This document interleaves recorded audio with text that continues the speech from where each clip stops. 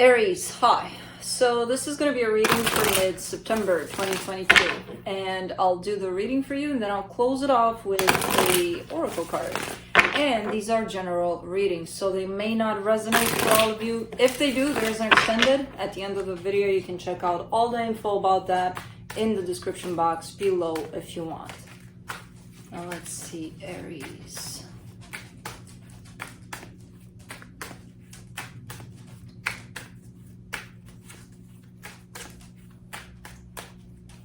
What's going on, boys? Why? Cause. That's why. Oscar is sniffing Felix, Felix is sniffing Oscar. Okay, let's see who's sniffing who here.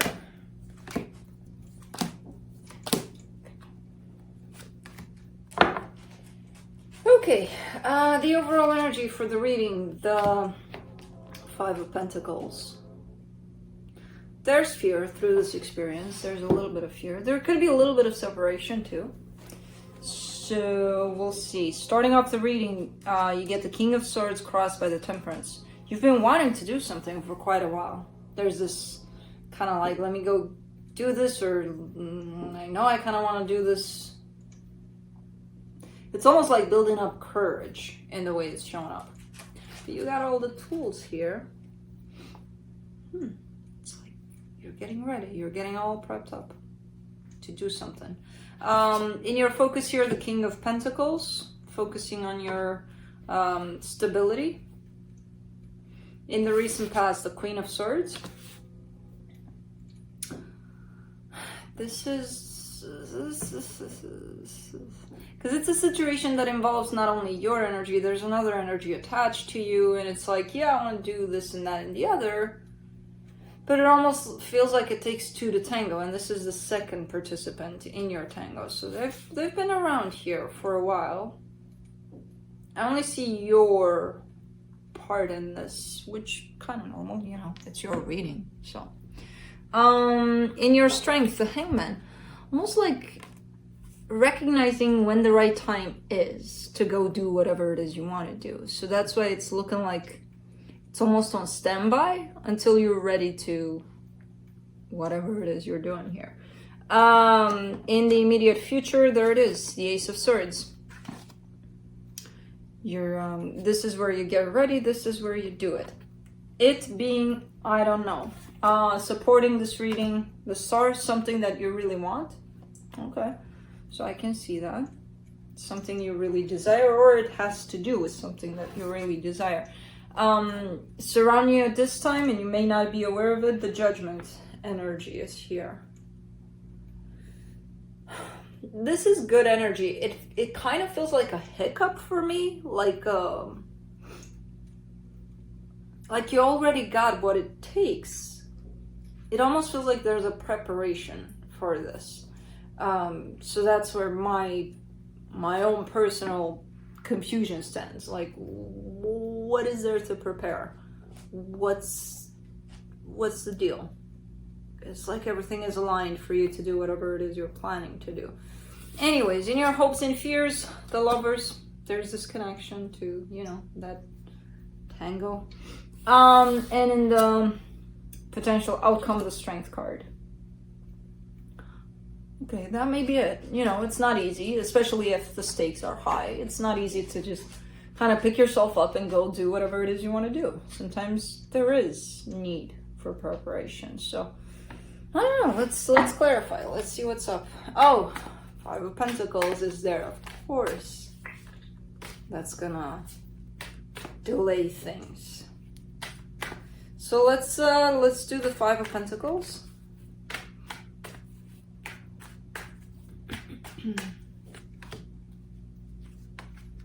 The Hierophant, the Temperance, the Two of Pentacles. Yeah.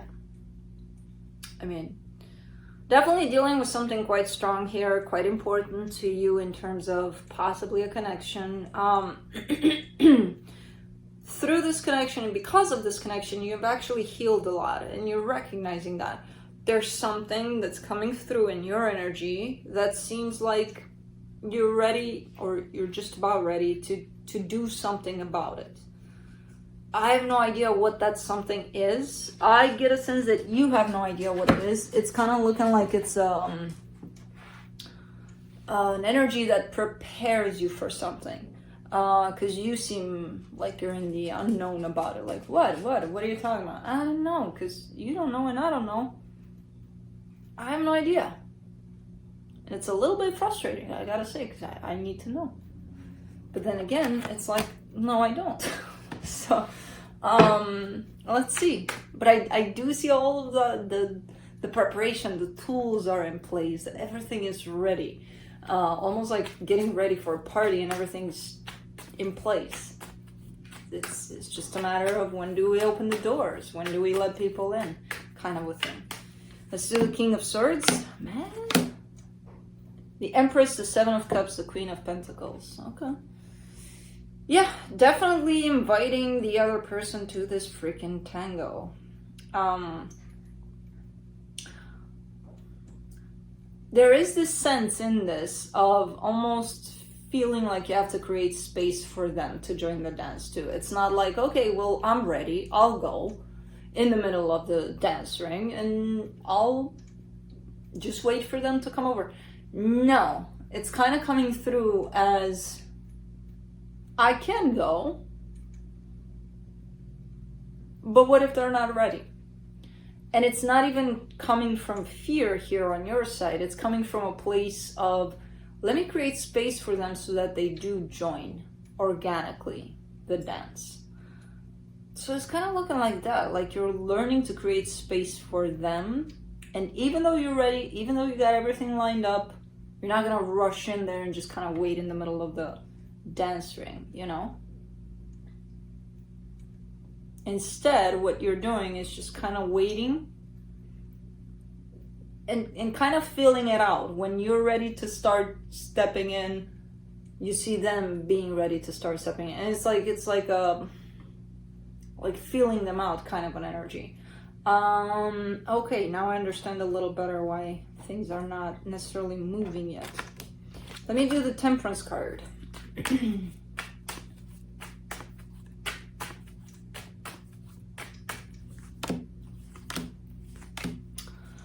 Man, the Hermit, the Lovers, the Eight of Wands. That's a beautiful exchange of energies. And it is happening. And I feel like you know about it. It's not one of those things of, oh, nothing's happening. I'm looking out the window and I don't see anybody. I don't see them. Where are they? Energetically speaking, there's a whole lot happening and a whole lot of healing in this dynamic. And I feel like you know about it because you feel it on your side. And then as you're learning how to feel them out, you kind of know what's up. You're starting to really understand how this works in terms of the energetic exchange here. Whew, I didn't expect that. Okay. In all honesty, I didn't expect anything, but I'm like, why? Why is there a break here? Let's do the King of Pentacles in focus. The Eight of Cups, the Ten of Cups, the Ten of Pentacles. You've been, I don't know if you did it on purpose, but you've been distracted here from this connection possibly. Really staying quite practical and quite tuned into that sense of stability, building your empire for yourself, basically. So that kind of took you away from, but I want to do it with them, or I'm going to wait for them, or putting them aside because you've been busy here. So this energy right here is kind of telling me that even though the energy is powerful, the energy of exchange between the two of you, you might not feel it 100%. You might know it's there. It's kind of like, yeah, well, it's there. In the back of your head, it's like, yeah, it's there. But you're not tuned into it 100%. You know? All right, let's do the Hangman in your strength.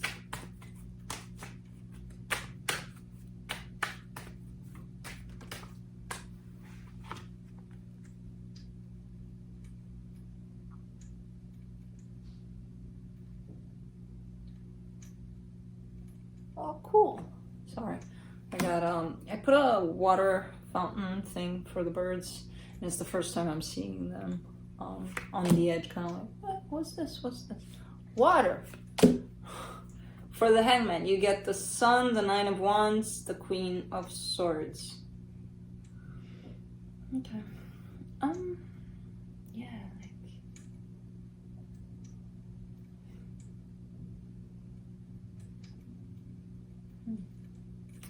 This is, I mean, it's amazing, and I don't feel like you're 100% aware that you're actually in this energy of creating space.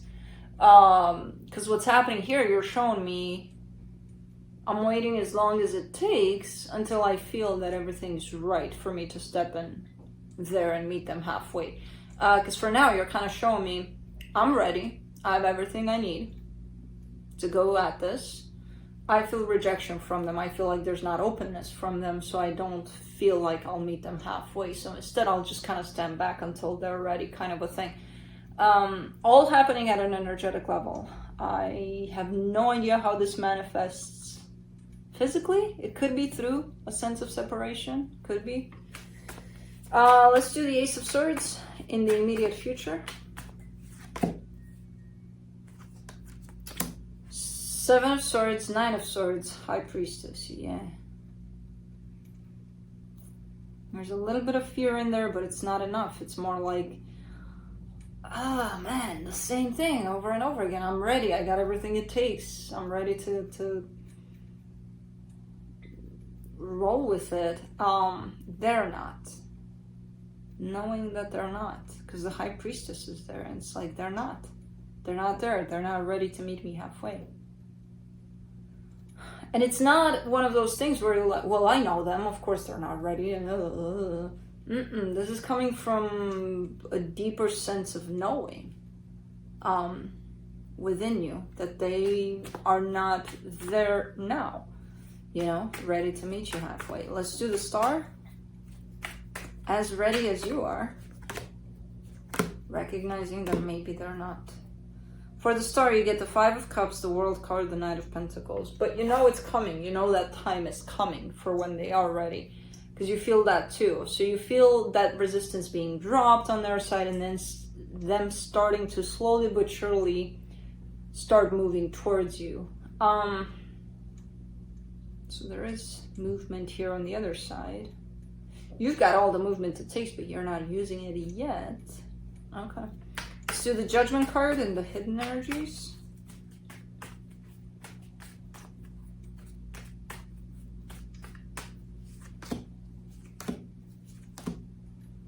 The Six of Swords, the Hangman, the Ace of Pentacles.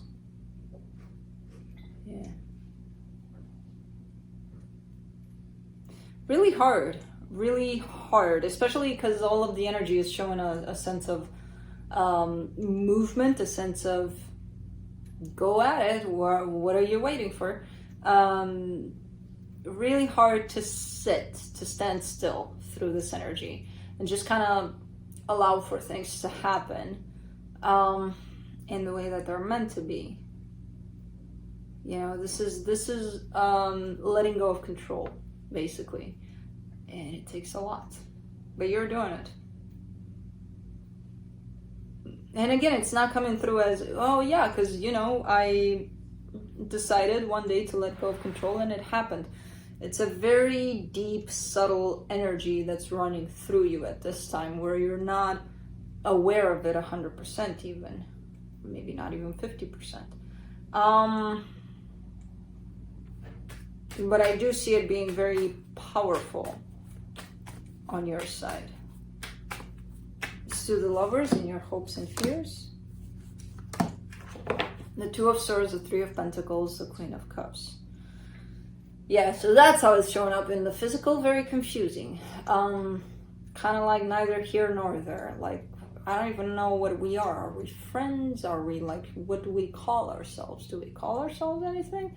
We should. But what? You know, a little bit of that going on. Because all of what I just talked about, you would translate it, you and them, as, but I love them, but nothing much is happening. So I don't understand. There's stuff happening. You're just not seeing it. in your energy and their energy and this connection's energy. Let's do the Strength card for the potential outcome. The King of Swords, the Death card, the Eight of Pentacles. It's like a continuous struggle, not struggle. You'll struggle sometimes. A continuous way of working to release control. That's what's happening throughout this whole reading. And I feel like most of the times you're doing it. But you're showing me at a conscious level that yes, there is that struggle to release control and to trust this process, whatever this is. And that's where you're showing me, well, physically as a human being, it sucks, it's hard. As a soul, it's like, la-di-da-di-da, walk in the park, yeah, release control. What control? We don't have control. As a human being, it's like, excuse me, control. The guru of life's control. Yeah. Let's see what the universe has.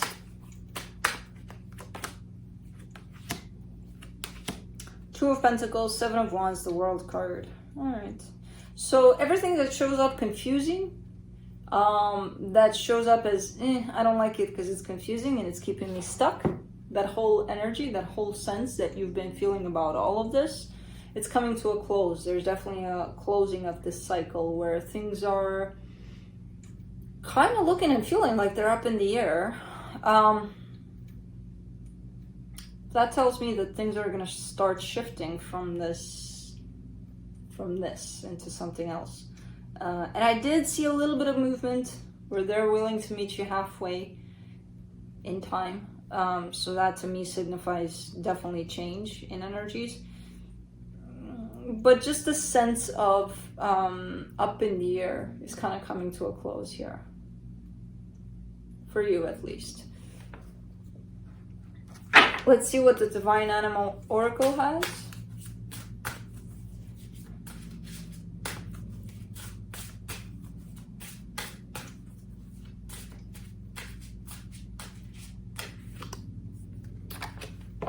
Sacred Ibis? Ibis? Learning. Let's see what this Ibis. I know the bird. I just didn't know it was called that way. Okay. Let's see. Number 22.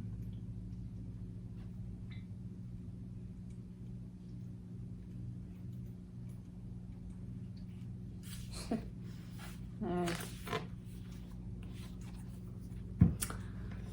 Okay, the sacred Ibis, whatever its name is, was a revered creature in ancient Egypt representing Thoth, the god of wisdom and learning. So honored as a gift to Thoth, they were given full mummification and bred especially for this purpose. According to historical accounts from figures such as Aristotle and Strabo, this bird could be found in the streets of the cities, including Alexandria. This bird's magic, that's when they're saying the name and I don't know how to pronounce it. This bird's magic inspires us to be curious and to learn more about the world. If we are students of any kind or wish to know a subject more deeply, we can call upon this energy. Thoth teaches us that while we can seek counseling from others, often our best and first port of call is actually ourselves. So rely on you instead of going to ask from others, but just stay open to learning from everything that's around you. And I need to look it up to see how this is actually pronounced. Ibis. Anyways, that's what I have for you. Hope this helped, and I'll see you next time.